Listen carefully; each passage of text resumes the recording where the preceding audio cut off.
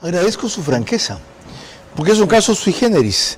No le proponen, usted se ofrece, se postula, le dice, mira, me han mencionado, me han dicho, me corro el riesgo. Sí, Formidable. corro un riesgo. Ok. ¿Sabe el riesgo que se corre, no? Absolutamente. A ver, ¿cuál es? Uy, cuando esta mañana un amigo de México me decía que qué se siente, yo le dije, es como cargar un volcán encima. ¿Qué quiere decir? Estoy consciente porque he visto de cerca un montón de cosas y la verdad, Carlos, con toda franqueza, 27 años de ejercicio la cuestión ya no va más. Es abrumadora, desesperante y no se puede estar sentado en una oficina viendo pasar las cosas. O sea, no se puede. Qué bueno oír decir eso. Y eso explica el porqué de la invitación. Empecemos con esta reseña de Televicentro sobre cómo ha terminado la terna del Consejo de la Judicatura y otra de la legislatura, o para el Consejo de la Judicatura, y otra que mandó la legislatura. El caso de él fue la Corte Nacional en esta situación actual. El Consejo de Participación Ciudadana y Control Social recibió la terna enviada por el presidente de la República para la designación de uno de los vocales del Consejo de la Judicatura. Con esta entrega se completaron las 5 propuestas institucionales remitidas a esta entidad. El oficio presidencial fue remitido este miércoles 24 de julio y contiene los nombres de Ivonne Elizabeth Núñez Figueroa, actual ministra de Trabajo, Damián Alberto Larco, actual director del Servicio de Rentas Internas, en sustitución de Gilberto Pino Herrera, y María Gabriela Vinuesa. Adicionalmente, la Corte Nacional de Justicia también remitió la terna respectiva, la cual está conformada por Juan Benalcázar Guerrón, Alexandra Villasís Parada y el actual presidente de la Judicatura, Mario Godoy Naranjo. Previamente, la Asamblea, la Fiscalía General del Estado y la Defensoría Pública ya cumplieron con este requisito. El proceso de designación de los 5 vocales del Consejo de la Judicatura requiere la recepción de ternas provenientes de estas 5 instituciones. El Consejo de la Judicatura es el organismo encargado del gobierno, administración y disciplina de la función judicial en el país. La conformación definitiva de su pleno es clave para garantizar el funcionamiento del sistema judicial y la independencia institucional. Una vez recibidas todas las ternas, el Consejo de Participación podrá avanzar con el proceso de evaluación, comparecencias y eventual designación de los nuevos vocales y del presidente de esta entidad. Descríbame un poco mejor su diagnóstico de la justicia que ilustró muy brevemente cuando empezamos. Mire, el problema de la función judicial puede resumirse en una frase: absoluta falta de empatía con el usuario. Absoluta. ¿Causada por? Causada por un complejo de elementos que requerirían mucho tiempo para resolver. Mencionemos los principales. 1. Excesiva lentitud en la tramitación de los procesos. 2. Falta de recursos suficientes para atender al usuario. Corrupción desesperante. Negligencia imperante. Falta de tecnología y de facilidades para el trabajo. Esas 5 principalmente. Okay. En el mismo orden, una propuesta para cada mal. Para la lentitud, ¿qué? Mire, Carlos, yo le diría una cosa. Hay causas o temas, para hablar en un lenguaje sencillo para la audiencia, que podrían perfectamente ser tramitadas por métodos alternativos como el arbitraje. Hay temas, mire, sucesiones. El tema de sucesiones es un tema donde involucran, además de temas jurídicos muy complejos, una profunda sensibilidad de las partes, que el heredero, la heredera, y asomó por ahí otro, y es uno de los juicios que más incidentes produce.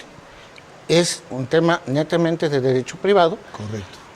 Y dada la saturación de la función judicial, una de las cosas que he pensado y será propuesta es que haya arbitraje obligatorio en ese tipo de materias que abarrotan a la función judicial, que agotan recursos de la función judicial y que pasen a un arbitraje obligatorio, eso sí, supervisado. Tengo claro que solo es un punto para enfrentar la propuesta. Sí.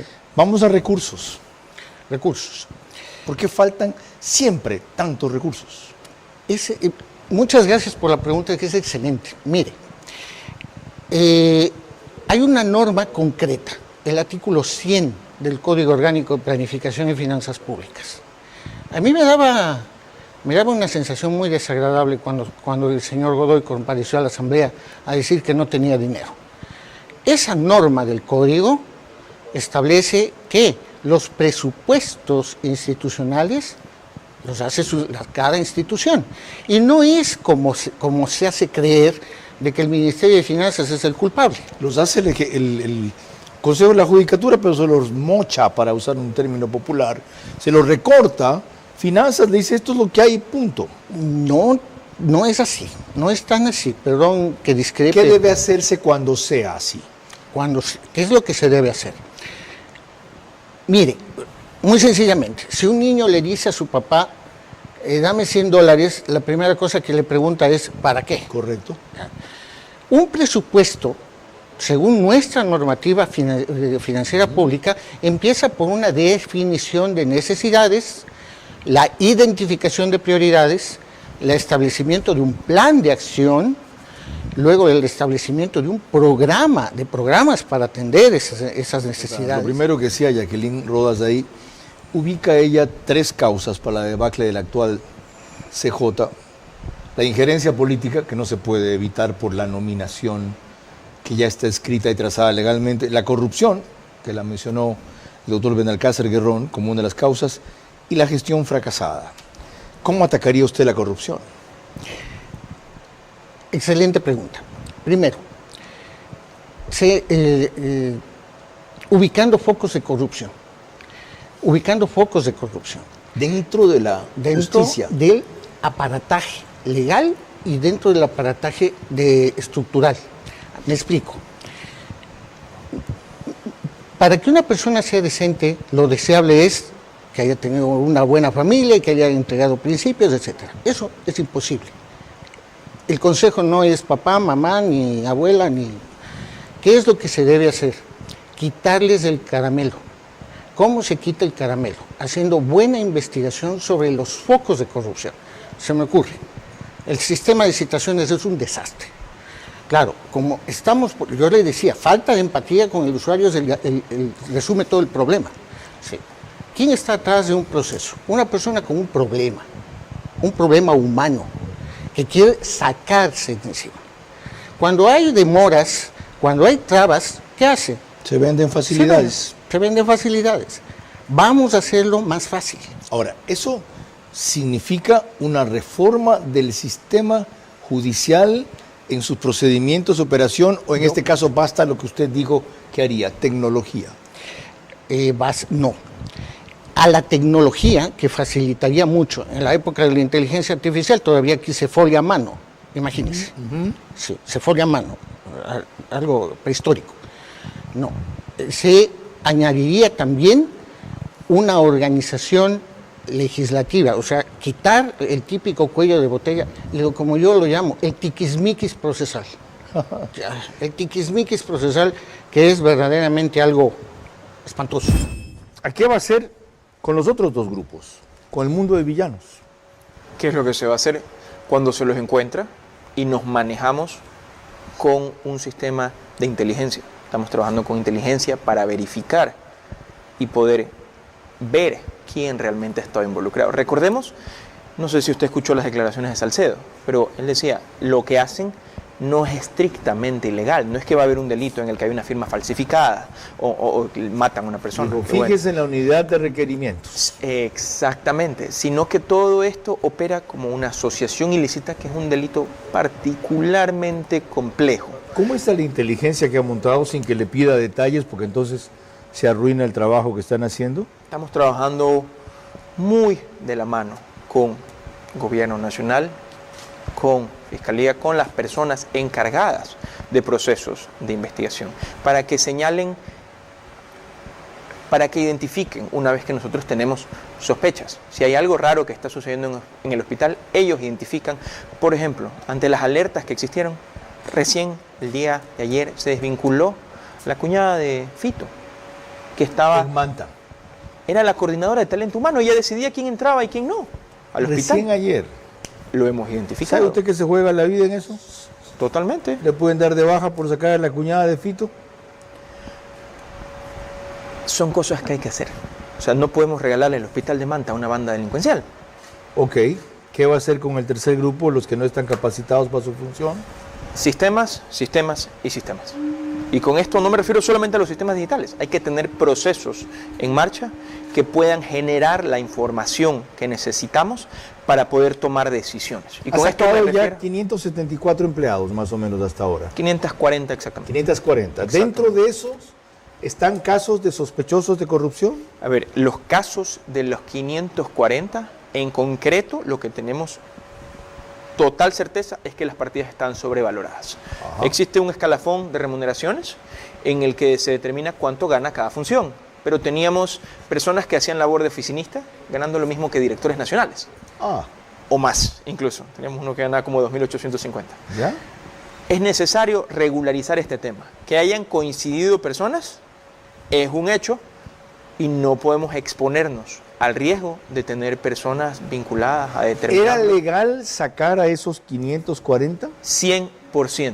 ¿No, Se hizo ¿no van a pedirle indemnización por esos despidos, o como le llaman ahora, desvinculaciones? Todas estas personas fueron legalmente liquidadas con los valores que les correspondían. No existe nada que... No existe deuda con ellos ya de ningún tipo. Todo fue legalmente hecho según los derechos y siguiendo los derechos que tiene cada persona. Ok, eso para... Esto siendo chiquito, es entre comillas, ¿no? Es ilustrativo de lo grande que pasa allí. Pero usted es muy benevolente, dice que tenían estas malas prácticas. ¿Por qué no dice que tenían esta corrupción? No siempre es señal de corrupción. A veces, Comprar una medicina afuera que sí existe adentro, ¿no es corrupción? le comento la verdad y lo he experimentado como administrador de hospitales privados. A veces, muchos de los recientes es por pura y llana vagancia. Son gente, son indolentes, no les importa el bienestar y es más fácil hacer un papelito que sentarse en la computadora con sistemas que no son amigables, y ya entraremos al tema de los sistemas, que es lo más importante de cambiar la seguridad social. Los sistemas no son amigables y les da pereza a muchos residentes que tienen 24, 25 años meterse al sistema, descargar la medicación, aplicarla al paciente, escriben cualquier papel y lo entregan. A un empleado así que desvincula, porque además no enjuician. No lo enjuician, es un acto de corrupción, una práctica corrupta. Que es un premio, votarlo. ¿Cuánto habrá hecho de plata así? No, en esas desvinculaciones no existe. Se les inicia un sumario administrativo, se les puede hacer cualquier clase de acción administrativa, pero no se les da un premio en este sentido. De paso, no, yo digo, constituye un premio sacarlos de esa manera. Ya. De paso, está bien que no pierda su tiempo en las pequeñas batallas. ¿Ya? No se desperdicie en cositería. La gran corrupción, como ya habrá constatado, es mucho mayor en el IES. Y vamos a eso. Usted tiene un plan con 3 aristas para enfrentar este diagnóstico que ha compendiado tan rápido. ¿Cuáles son? En primer lugar, hay que mantener. Esto no es cualquier maquinita que uno la apaga, la arregla y la prende. Tenemos que mantener la atención. La prioridad de la seguridad social es atender a los afiliados. Para eso existe. Yo siempre digo, y me gusta decirlo, la seguridad social es un elemento vital de cualquier Estado de Derecho porque cuida a aquellos que ya no se pueden cuidar solos. Se va a concentrar en más y mejor atención. ¿Haciendo qué? Exactamente. Y ahí viene el tema. En primer lugar, mantener visitando, constatando, corrigiendo in situ. Eso es la parte de mantener. Por ejemplo, ya hicimos llegar 120 encargos, más de 120 camiones repletos de medicación a todos los destinos del país. Más de 40 establecimientos se han abastecido completos de los medicamentos de más alta rotación. Esto es lo que más se necesita. Okay. Esto porque los sentamos a los proveedores y les dijimos, ¿qué les pasa? ¿Por qué no están entregando? Si no nos entregan, tendremos que tomar medidas legales. ¿No les dijeron porque no nos pagan, señor director? lo dijeron, se les hizo un cronograma de pagos, estamos cumpliendo y ellos nos están cumpliendo a nosotros. Esa es la labor de administrar. Ya, entonces, ¿por qué cosas como estas? Ante un IES desabastecido, afiliados plantean subir aportes. Ex autoridades solicitan una trazabilidad en compras. Beneficiarios divididos sobre aumentos del 20%. Afiliados denuncian que no hay citas médicas.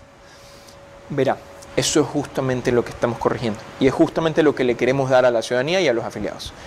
Un sistema con mayor trazabilidad. Mañana mismo, ya está convocado, vamos a resolver en Consejo Directivo la compra de aproximadamente 100 millones de dólares en los medicamentos más costosos, más raros y que la gente más reclama. Los medicamentos oncológicos, biológicos, para tratar dolencias raras, catastróficas.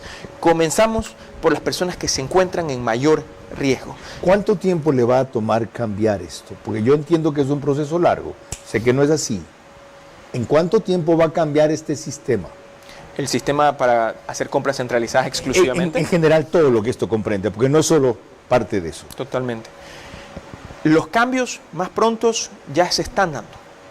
Los cambios a mediano plazo, vamos a ver cambios cada mes. Pregunto más concreto, ¿en cuánto tiempo podremos decir en los hospitales del IES falta algo solo por excepción? Yo le diría que para llegar a ese punto, en el punto de que haya todo momento, en todos lados, nos demoraremos un año aproximadamente. Me parece realista y entendió lo que quiero decir. Para que haya todo, en todo momento, en todo año, todo lado, un año. Ok. Un año después, ¿qué? ¿Cómo están? ¿Cómo ven el tema? Gracias, Carlos, por la invitación. Realmente es un gusto poder estar aquí en tu programa. Y claro, hemos venido, creo que ya es la tercera vez que venimos contigo. La primera vez fue cuando asesinaron a nuestro padre, meses después. Luego vinimos cuando era un año y hicimos un análisis de todo lo que habíamos investigado y publicado en el libro Un año sin Fernando, una golondrina que sí hace verano, en el que recogimos todas nuestras investigaciones sobre el crimen de nuestro padre y también unos lindos textos que nos escribió gente valiente que nos regalaba pedacitos del papá. Y hasta ese momento se habían ya juzgado a los autores materiales del crimen, recordando que 7 sicarios fueron asesinados en las cárceles ecuatorianas y más o menos estábamos hasta ahí, ¿sí? Creo que después de ese momento hubo un congelamiento y el caso no avanzaba, no pasó nada, había presión de nuestra parte, hacíamos plantones en la fiscalía, insistíamos, hablábamos con el uno, con el otro, pero era obvio que no existía voluntad política. ¿Dónde era el plantón, el congelamiento del proceso?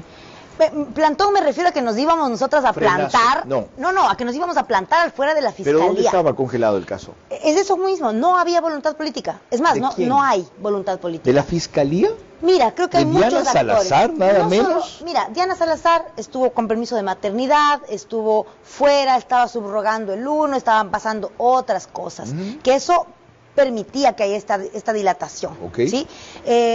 Y siempre de nuestra parte estábamos ahí detrás. Tú sabes, y lo hablamos la vez anterior que vinimos, todos los vacíos que había dentro de la investigación. Y siguen habiendo, hasta ahora. Hasta ahora no hay respuestas de qué pasó con las autoridades de la policía, que nunca dieron la cara realmente de cuál era el aparato que debía realmente proteger. Nunca se hizo la reconstrucción de los hechos. ¿Nunca? Hasta ahora. O sea, esos son los vacíos que siguen existiendo. Se investigó a uno de la avanzada de Fernando Villavicencio, sospechoso de haber sido que dio información a los lobos. Mira, hay muchos vacíos en esas investigaciones. Nosotras hemos tenido acceso al expediente desde el principio porque somos parte procesal. Claro. Y en todas las investigaciones se recoge el testimonio de alguien y no pasa nada. Lo que pasó con el tema de los sicarios para mí es fundamental. Los sicarios fueron detenidos en una obra cinematográfica esa noche, esa misma noche, claro. Cómo los detienen y luego los hacen matar como perros. Esas son las respuestas que aún seguimos esperando de esta parte de la investigación. ¿Y qué evidencia eso? ¿Qué hubo complicidad de la policía? Por Dios, ¿quién controla las cárceles del SNAI? ¿De quién depende el SNAI? De la policía. Y cuando llegamos tú nos preguntas, ¿ustedes tienen resguardo policial? ¿Cómo vamos a tener resguardo policial? ¿Cómo vamos a tener resguardo policial? ¿Cuál fue tu respuesta? ¿Por qué no la tienen? Ya no me acuerdo qué te dije. Dijo ella, si en manos de la policía mira lo que le pasó a mi padre, ¿para qué necesitamos resguardo policial. Amanda, tu visión Tamia, tu visión del mismo tema. Pues han pasado muchas cosas. Pienso que este año en el que ha habido tanto silencio en la investigación, también hemos aprendido mucho. Hemos estudiado mucho qué es lo que está pasando políticamente y también sentimos al menos de mi parte muy personal, un dolor profundo en mi corazón al ver que cómo se hace este olvido, cómo se mata 2 veces a alguien, es dejando de hablar de la persona. Me parece que Daniel Noboa nos debe un poco de hablar de Villavicencio, a todos sus votantes, ¿no? También les debe a ellos, porque él está donde está, gracias a un voto que si no fue para Villavicencio, obviamente no iba a ir para el correísmo y se fueron con él. Ciertamente. Y nos debe. ¿Han procurado hablar con él? ¿Han tenido algún contacto o vínculo para que puedan tener apoyo político en esto del gobierno? No, la verdad no, pero en mi caso yo creo que es más un tema de honor político, de al menos eso, de agradecer. Puede ser que no hayan sido amigos, sí hay muchas entrevistas donde Daniel Noboa mismo habla abiertamente de que no tenían un vínculo. Eran confrontados, correcto. Sí, pero yo también era confrontado con tu padre. Al menos la parte del honor, del reconocer a un otro y de valorar que tus votantes vienen gracias al trabajo de años de un hombre. Entonces, en este año hemos visto, y es muy interesante porque pasa la frase del correísmo nunca volverá, y eso es algo en lo que nos sostuvimos un montón de ecuatorianos en estas votaciones.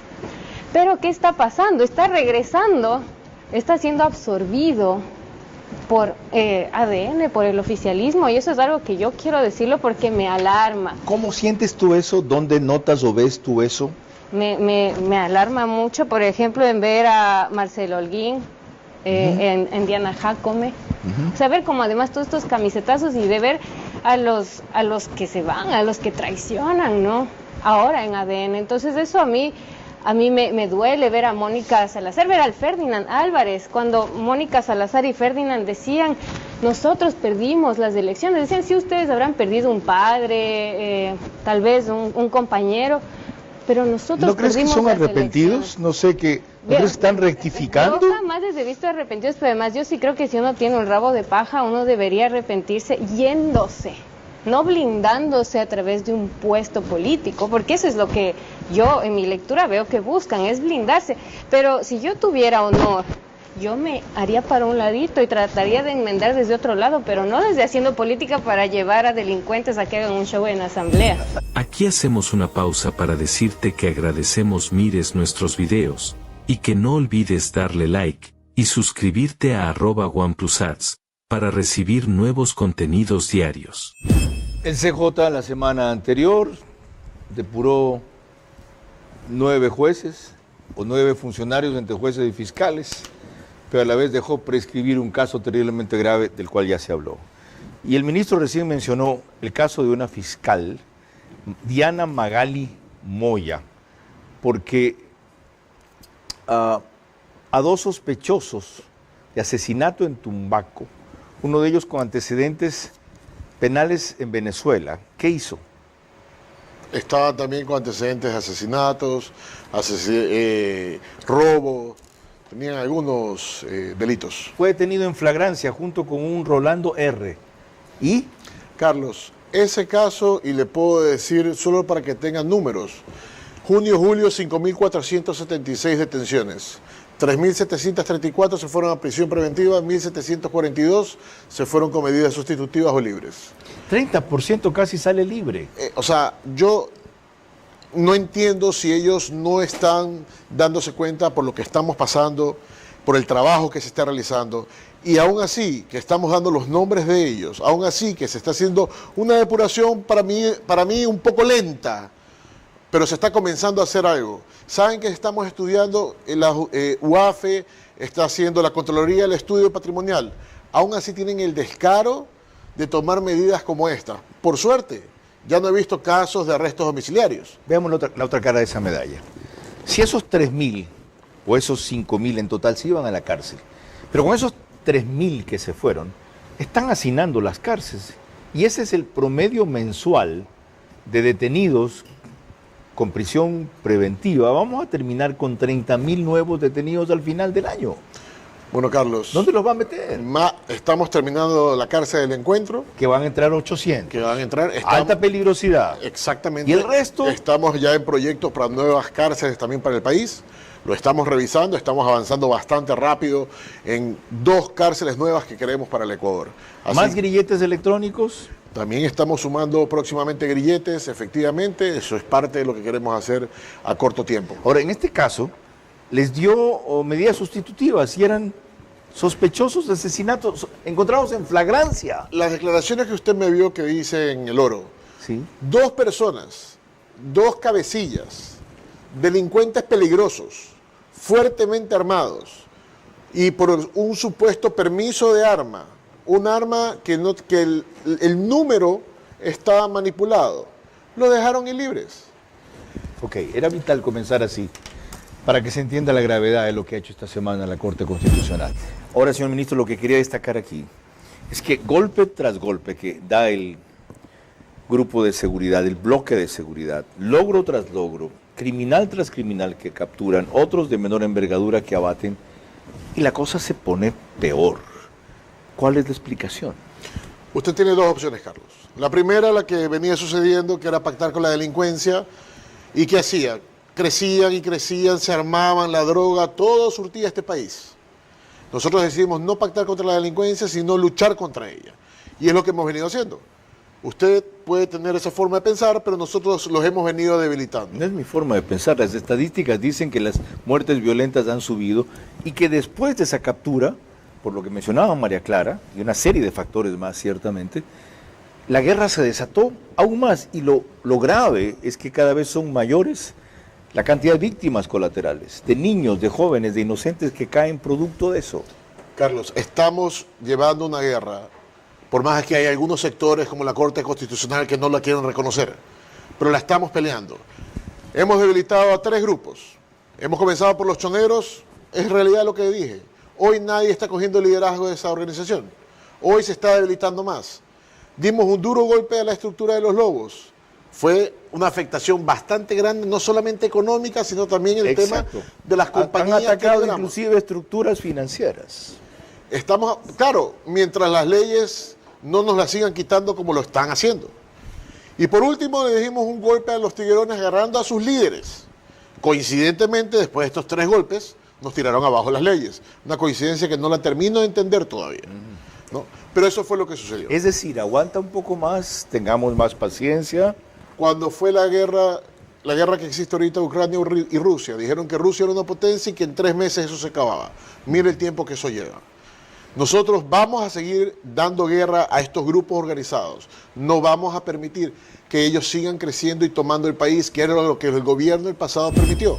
Entre las cuestiones que se dijeron contra Guillermo Lasso entonces, fue el que él no denunció ni hizo nada respecto al tema Flopec. Carlos, un asunto muy importante. El examen especial que hizo la Contraloría es del año 2020, cuando Guillermo Lasso no era presidente. Hizo unas recomendaciones. Nunca recomendó terminar el contrato, ni mucho menos, pero sí recomendó unos ajustes y estableció ciertas responsabilidades. ¿Qué hizo el gobierno de Guillermo Lasso? Presentó una denuncia en Fiscalía el 20 de septiembre de 2021 sobre esas mismas irregularidades. Sin embargo, en julio del 2022, Flopec firmó un nuevo contrato con la empresa que venía siendo cuestionada, que era Amazonas Tankers. Falso. Está certificado en el expediente ante la Corte y lo ratificó la Corte Nacional de Justicia. Nunca en el gobierno de Guillermo Lasso se suscribió ningún contrato nuevo con Amazonas Tankers. Existe un informe de la Contraloría que atribuía un perjuicio de $6 millones en Flopec durante el gobierno de Guillermo Lasso. No sobre el gobierno de Guillermo Lasso, sobre la adenda del año 2020, en el periodo 2020. Y eso es lo que denunció el gobierno de Lasso. También se habló de que un informe de Luis Verde Soto hablaba de una estructura de corrupción en las empresas públicas y Flopec dependía como empresa pública de EMCO, a donde había puesto Guillermo Lasso a Hernán Luque Lecada.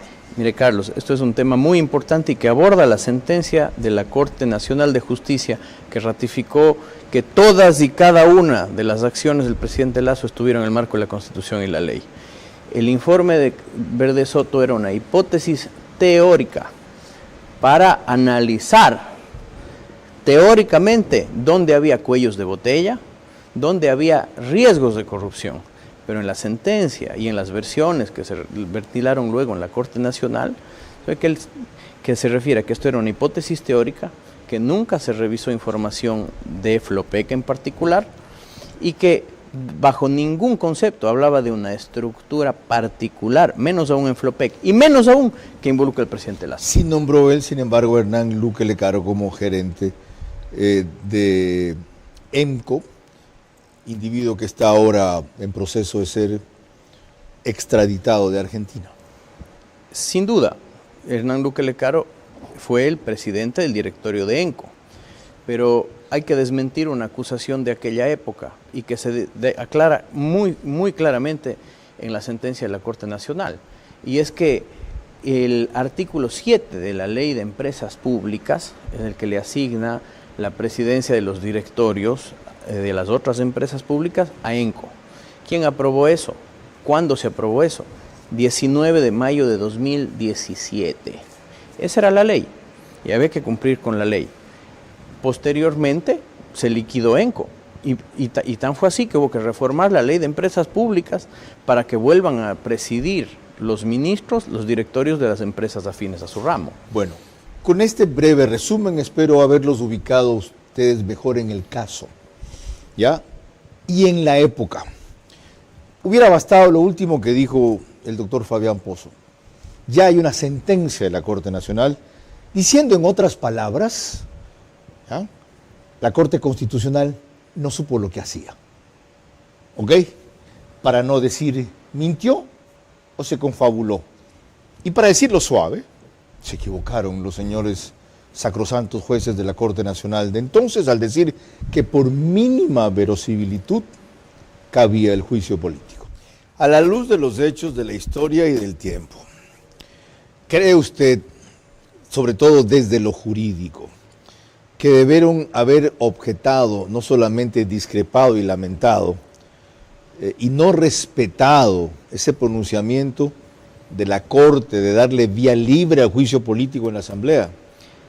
Mire, Carlos, creo que el presidente Lasso es un demócrata y un demócrata respeta las leyes aunque no le gusten y respeta las sentencias aunque no le gusten.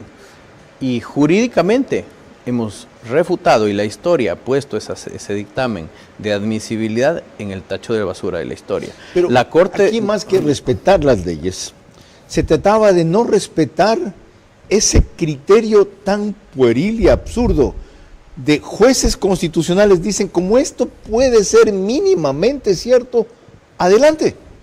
Carlos, yo creo que prácticamente hemos refutado y la historia ha puesto ese dictamen de admisibilidad en el tacho de basura de la historia. Pero la Corte, aquí más que respetar las leyes, se trataba de no respetar ese criterio tan pueril y absurdo de jueces constitucionales. Dicen, como esto puede ser mínimamente cierto, adelante. Carlos, yo creo que es algo tan absurdo llevar a juicio político a un presidente por un contrato del gobierno pasado. Lo voy a mostrar aquí a la cámara. 10 de marzo de 2020, la adenda del contrato de Amazonas Tankers es del 10 de marzo de 2020. Guillermo Lasso no era presidente. Nunca, jamás, como lo dice luego la sentencia de la Corte Nacional de Justicia, Guillermo Lasso había podido cometer peculado, ni las personas que estaban allí, porque no eran funcionarios públicos. El peculado lo comete quien es un funcionario público, causa un perjuicio al Estado. Ahora, la pregunta es, cuando volvamos, ¿por qué algo tan absurdo, como dice el doctor Fabián Pozo, proviene como criterio para respaldar un juicio político de la Corte Constitucional? Qué importante revisar el discurso completo, porque eso es exactamente lo que está empezando a hacer. Yo pensé que era una propaganda de algún nuevo anunciante suyo, que usted estaba haciendo el translate, porque nada de lo que dice tiene obviamente un respaldo técnico que diga que lo que está él diciendo es verdad, que era mejor en la época que él estuvo y que después fue un desastre. Hablar de la cooperación, hay que cooperar con los mexicanos para que les vaya mejor. Sin embargo, lo que ha hecho en los últimos días es molestar y fastidiar la integración norteamericana de Estados Unidos con México, creando aún mayores oportunidades para que el narcotráfico se extienda. Al crecer los aranceles a sociedades como la mexicana lo está perjudicando. Es decir, nada de lo que él dice guarda correlación con la realidad. ¿Trump está mintiendo? Para mí siempre ha sido un felón mayor. Y lo dice la ley, no lo he dicho yo. Y una de las democracias más respetadas del universo elige a un felón mayor. Pero si está declarado por la justicia felón, no lo digo yo, no es una simple aseveración, un felón, un farsante. Veamos una perspectiva adicional. Diga. Vamos a la de Cecilia Druet primero. Vamos con doña Cecilia. Ok. Cecilia, gracias por conectarse.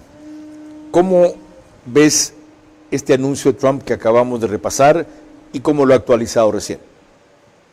Trump no está declarando la guerra a las drogas, está declarando la guerra al terrorismo. Y en esa lista ya hay carteles que operan en Ecuador.